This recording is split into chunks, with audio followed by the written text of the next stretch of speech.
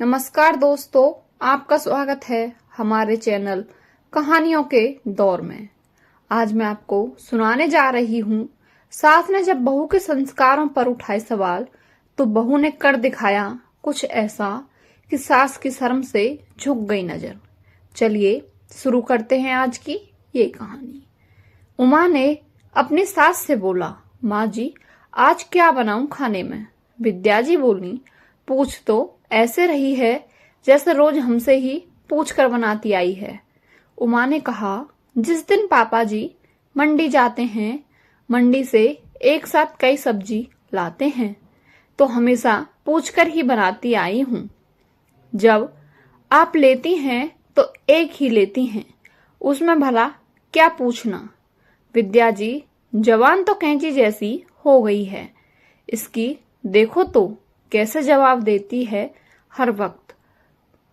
जैसे संस्कार दिए हैं मायके वालों ने वैसे ही तो दिखाएगी यहाँ। न खाना बनाना आता है न घर के काम, बस बहस करवा लो महारानी पर। उमा बोली, माँ जी आप मेरे संस्कारों की बात ना करें, मुझे भी आपसे बहस नहीं करनी। बताना हो तो बताइए, नहीं तो और काम भी है मेरे पास। बच्चे आते होंगे स्कूल से। उमा इतना कहकर रसोई घर में चली गई। ये उमा के ससुराल में रोज होता है। उसके और रंजीत के विवाह को इतने साल पूरे हो चुके हैं। 10 साल तक चूं भी नहीं किया उमा ने। बस सुबह से शाम तक सास ससुर देवर ननद पति बच्चों की खातिरदारी में ही लगी रहती। देवर का अभी पिछले साल विवाह हुआ। देवरानी जी ऐसी आई कि 1 साल में ही सास से तंग आकर देवर के साथ अलग रहने लगी। उसमें भी सास को उमा ही बुरी लगती। विद्या जी कहती, छोटी बहू रानी पढ़ी लिखी है, नौकरी करती है वहां, इसलिए चली गई। घर से कभी उसकी बुराई नहीं की, क्योंकि वो दहेज में उमा से 2 गुने पैसे जो लेकर आई थी। ऊपर से उसके पिता, बड़े भाई, छोटे भाई सभी सरकारी पद पर ऊंचे ओहदे पर थे। आते तो हमेशा खूब सामान देकर जाते। विद्या जी को जो विद्या जी की जुबान बंद करने के लिए काफी होता। कहकर जाते, विद्या जी हमारी बेटी नाजुक है, इससे घर का काम नहीं आता, कहिए तो हम लगवा दे नौकरानी। खूब जवाब देती। छोटे की बहू पर मजाल है, उसको एक सुनाई हुआ आज तक। विद्या जी ने, क्योंकि सामान पैसे के लिए सब कुछ सुनने और सहने को तैयार थी। विद्या जी दूसरी तरफ बेचारी उमा, गरीब परिवार से, पिताजी किसान, एक भाई, वो भी मानसिक रूप से ठीक नहीं था। इस वजह से बेचारी को हमेशा ताने सुनने पड़ते। जब विवाह करके आई तो रंजीत ने साफ कह दिया, मेरे छोटे भाई बहन अब तुम्हारे बच्चे जैसे हैं, इनके विवाह तक सारी जिम्मेदारी हमें ही निभानी है। उमा भी रंजीत की बातों पर खरी उतरी। अपने बच्चों से भी ज्यादा प्यार दिया उसने देवर और ननद को। बच्चे भी उसके विवाह के 8 साल बाद हुए, क्योंकि रंजीत को लगता था कहीं मेरे भाई बहन की तरफ उमा का ध्यान कम ना हो जाए। वैसे तो रंजीत उमा को बहुत प्यार करता था। उसी के सहारे वो विद्या जी की करेले से भी कड़वी बातों को शहद की तरह घोलकर पीती रही। 1 साल पहले ननद रानी भी घर से विदा हो गई, पर अब उमा जवाब देने लगी थी। अब वो भी अपने शरीर मस्तिष्क को आराम देना चाहती थी। हर वक्त कितना सही। उमा ने एक बात समझ ली थी, आप जितना जुल्म सहोगे लोग उतना ही आप पर जुल्म करेंगे। जिस दिन आपने आवाज उठाई उस दिन से कुछ कम हो जाएंगे। उमा खाना बना रही होती है और अपनी सोचों में गुम थी। तभी अचानक दरवाजे की घंटी बजती है। विद्या जी, एरी, सुनाई नहीं पड़ रहा क्या कब से घंटी बज रही है? बहरी हो गई है, दिखता नहीं, मैं पूजा कर रही हूं। विद्या जी इतना कहकर अपने जाप करने लगी। उमा दौड़ती हुई आई और दरवाजा खोला। अरे सरोज, आप इस समय सब ठीक तो है ना? सरोज गुस्से में, अरे भाभी अंदर भी आने दोगी या सब बाहर ही पूछ लोगी? सरोज रोती हुई चिढ़कर बोली। अपनी बिटिया की आवाज सुनकर विद्या जी पूजा बीच में ही छोड़कर आ गई। विद्या जी, सरोज सब ठीक तो है, रात के इस वक्त तू अकेली आई है? दामाद जी भी साथ हैं? सरोज, माँ अनर्थ हो गया। आपकी बेटी को उसकी सास और पति ने मिलकर धक्का मारकर घर से भगा दिया और कहा, जा अपने मायके, हमें अपनी मनहूस शकल मत दिखाना आज के बाद। विद्या जी गुस्से में, इतनी हिम्मत उन दो कौड़ी के लोगों की? मुझे तो पहले ही पता था वो ऐसे ही हैं, पर रंजीत के बाबू कहाँ मानने को तैयार थे। कहते बहुत संस्कारी लोग हैं, दिख गए उनके संस्कार। तू रो मत बिटिया, आने दे रंजीत और तेरे बापू को, फिर देखती हूँ इन लोगों को। उमा जी, किसी भी फैसले पर पहुंचने से पहले सरोज से पूछ तो लीजिए कि बात क्या हुई। सरोज, बताओ ना क्या हुई? जीजा जी तो काफी सुलझे हैं, सरल स्वभाव के हैं। मुझे नहीं लगता कि वो बेवजह इस तरह बदतमीजी से बात करेंगे आपसे। विद्या जी, हाँ हाँ, तुझे तो मेरी सरोज ही गलत लगेगी। जब से आई है बस हम माँ बेटी के ही पीछे पड़ी रहती है। उमा, माँ जी, मैं सरोज से बात कर रही हूँ, आपसे नहीं। तो बेहतर है आप थोड़ा चुप रहें। तो बोलिए सरोज, क्या बात हुई? सरोज फपक कर रोने लगी। भाभी, मेरी कोई गलती नहीं, आप ही बताइए, किट्टी पार्टी जाने में भला क्या बुराई है? आजकल सभी लेडीज जाती हैं। मैंने बस इतना कहा, मैं किट्टी जा रही हूँ। मम्मी का खाना नौकरानी बना देगी, कोई ज़रूरत हो तो बता देना। आपके जीजाजी बरस पड़े। कहते दिखता नहीं माँ की तबीयत कितनी खराब है। तुम्हारा ये रोज रोज का बाहर जाकर पैसा खर्च करना मुझे पसंद नहीं। अब आप ही बताइए, उनकी माँ तो हमेशा ही बीमार रहती हैं, तो क्या मैं अपनी जिंदगी जीना छोड़ दूं? बोलते हैं तुम जब से आई हो घर में नौकरानी का खर्चा, तुम्हारे अनाप शनाप खर्चे इतने हो गए हैं। मुझे छोटी की शादी भी करनी है, इन सब चीज़ों के लिए पैसा नहीं है मेरे पास।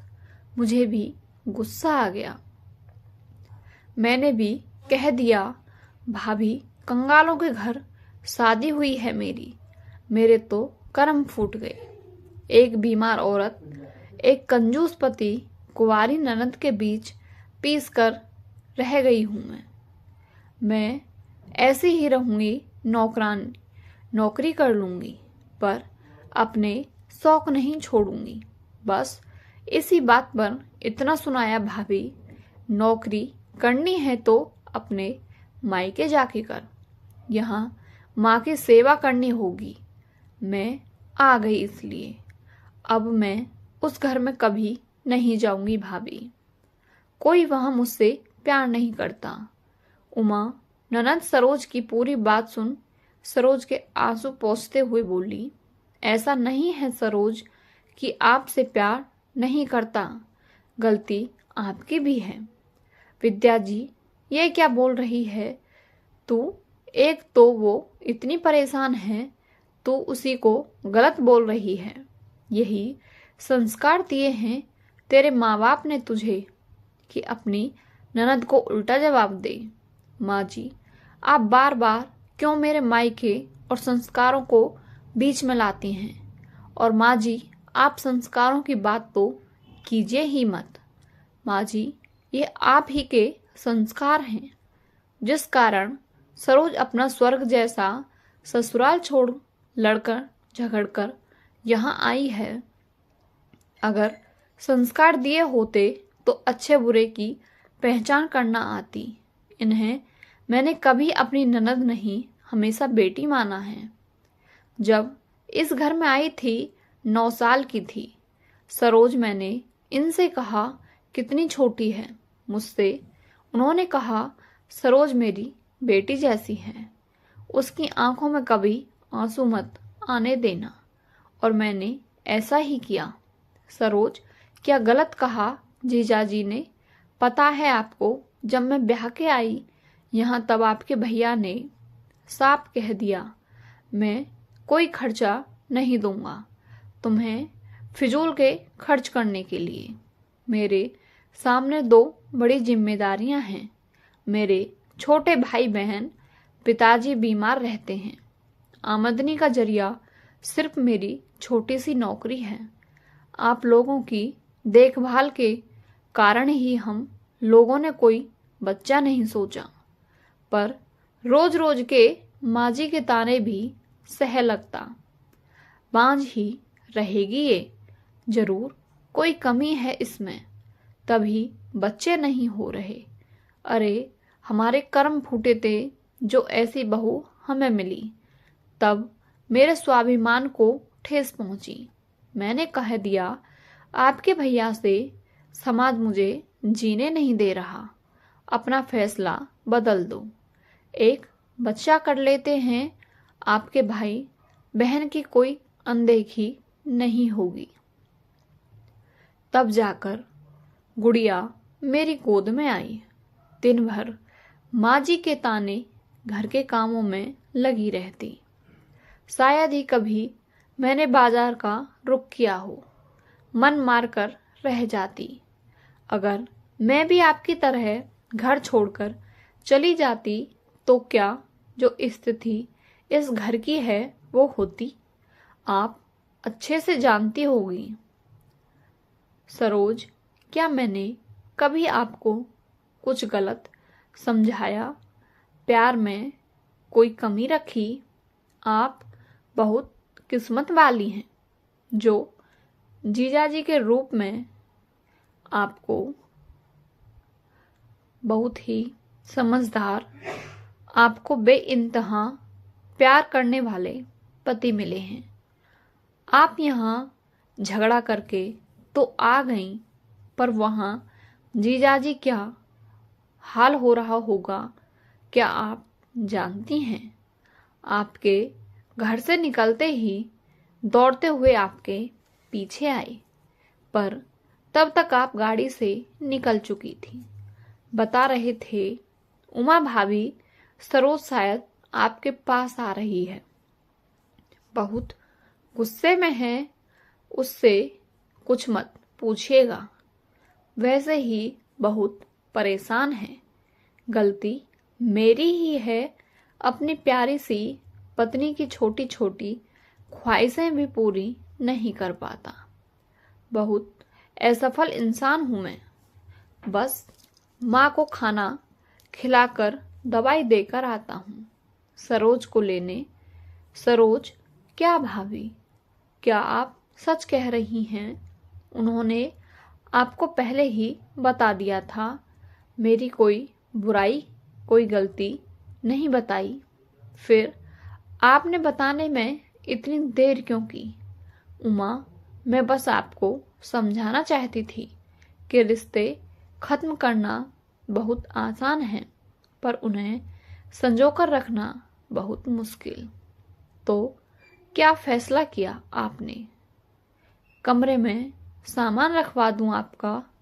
आराम से यहीं रहिए, किटी पार्टी कीजिए। सरोज, क्यों शर्मिंदा कर रही हैं भाभी? मुझे अपनी गलती का एहसास हो गया है। मैं भी कितनी नासमझ हूँ, अपने पति को ही नहीं समझ पाई। आप नहीं होती तो शायद आज मैं अपने घमंड के आगे अपना सबसे अनमोल रिश्ता खो देती। थैंक यू सो मच भाभी, आप दुनिया की बेस्ट भाभी हो। उमा, अरे बस दीदी, आपकी इसी मासूमियत भरी बातों से तो जीजाजी आपकी हर गलती नज़रअंदाज कर देते हैं। सरोज, अब कोई गलती नहीं करूँगी। आपकी तरह अपनी सारी जिम्मेदारियों को बखूबी निभाऊंगी। उमा, ये हुई ना बात।